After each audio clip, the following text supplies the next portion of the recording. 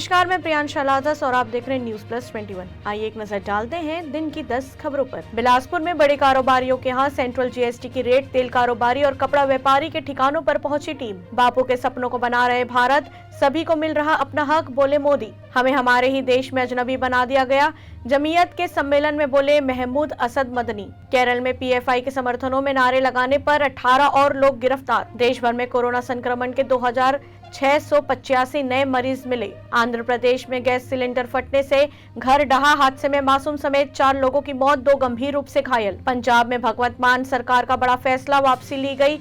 424 VIP लोगों की सुरक्षा, नेता से लेकर धर्मगुरु तक थे शामिल। आर्यन केस में एनसीबी की इंटरनल रिपोर्ट, एसआईटी ने कहा लगता है आर्यन को जानबूझकर फंसाया गया, गैर कानूनी तरीके से उनकी व्हाट्सएप चैट पढ़ी गई। यासीन मलिक से हमदर्दी पर भारत ने इस्लामिक देशों के संगठनों को दिया करारा जवाब। जम्मू कश्मीर बारामूला में पकड़ा गया लश्कर का आतंकी। ऐसे ही जानकारियों के लिए देखते रहिए न्यूज प्लस 21, आपके हक की बात।